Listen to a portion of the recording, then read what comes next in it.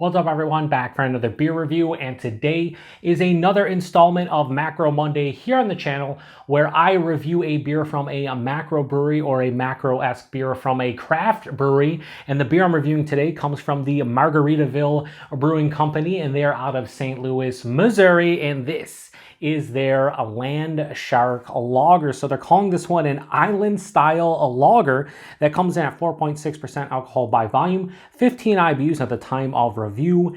This bottle is just under 7 weeks old. I'm going to give a quick thanks and shout out to a viewer of the channel, Kevin, for recommending this one for Macro Monday. He said this is one of his lower ABV go-to crushers that is kind of like the Mexican style lagers, and he recommended that I give it a go, and here I am now. Full disclosure, I've had this one before many years ago. I don't remember it, but that's what we're going to try to figure out today. What do I think about it? So if you're unfamiliar with what this beer is, it's basically the beer that Jimmy Buffett, which of course, famous musician and businessman, he owns the Margaritaville company, or he was the founder. And for many years, he had Corona sponsor and a lot of his tours and his concerts and whatnot. And back in 2006 or 7, somewhere in that range, they wanted to develop their own beer. So they went to Corona, was like, hey, what do you think about doing like a Margaritaville beer? And they're like, we already have Corona. If you're trying to do a beer like Corona, we already have it. So they kind of passed on it. And I'm pretty sure that AB InBev / Anheuser-Busch jumped at the chance, because this is from St. Louis, Missouri. Anheuser-Busch, they brew this beer. So they call it an island style lager. It's basically a Mexican style lager. Has, the clear bottle, trying to do the whole Corona thing. And that's what kind of they're going for. And it's pretty popular. And I just ripped that off. It's probably a twist tab, right? Yeah, so whatever. At the end of the day, we'll see how this one is. And a lot of people drink this with a lime, just like Corona. But, when we review it, we got to review the beer on the merits of the beer itself and nothing else. It is what it is. So put this over here and see what we got going on. So a lot of carbonation into my Jenny cream ale glass. Has about a finger, just under a finger of a soap sudsy bright white colored head. Has that straw kind of yellow color. Hold it up to the light. Yep, you can see through it. Perfect clarity. It plays the role. It looks like Corona. Looks like a lot of basically they refer to this as American adjunct lager, but they're kind of, it's more in the Mexican style realm. Anyway, let's get a nose. So yeah, when I cracked it open, there was definitely a bit of skunkiness. It is in a clear bottle. And this, I picked, the place I went to, I went behind the ones that were right in the lights and picked the bottle out from where it was hidden away. But it's been light struck to some degree. But it's starting to dissipate, and now I'm just starting to get a generic malty sweetness. A little bit of a corniness, generic grain. Maybe a very minute, grassy kind of hop character, but it's very, very minute. Yeah, it just kind of smells like a little bit of sweet malt, a little bit of that graininess, and then a touch of a grassy hop. Nothing off about it other than the skunkiness, which is now dissipated. Yeah, it smells all right. It smells like a lot of times when people say, hey, you want a beer? That's what this smells like, a beer. It's not offensive, really. It just doesn't have a whole lot going on. Anyway, let's get into it. Cheers, everyone. And thanks again, Kevin, for the recommendation.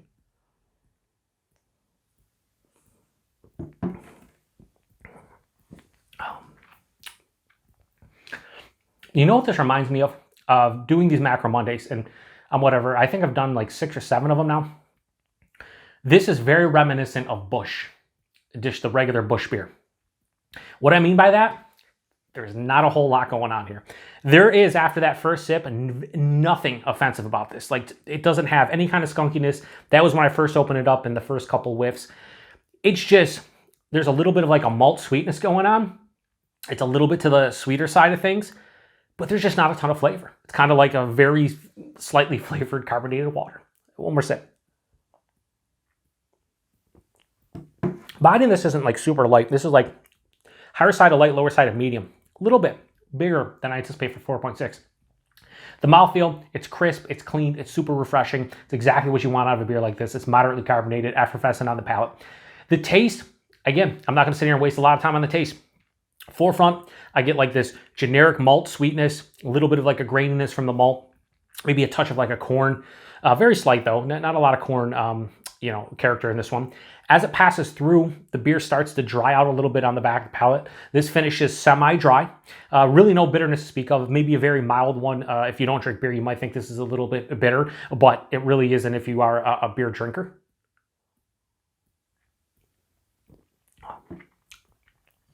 Yeah, I mean, honestly, this is very boring. It's a very boring beer, just like Busch was. But that doesn't mean it's a bad beer. To me, I'm not getting boring confused with bad. A bad beer is something that has an off flavor. And I recently reviewed a craft beer from Bell's, their Citrus Oberon, 7.5% orange and lemon zested wheat beer. That to me was a bad beer in my palate. The finish was terrible. I didn't want to drink this. Could I drink this? No questions asked. Do I want to? Not really, but there's a time and place for almost every beer. And if you are on vacation and you are beachside or poolside and you have a cold one of these, maybe with a lime in it, I could see how this would be really good. Just super refreshing, right?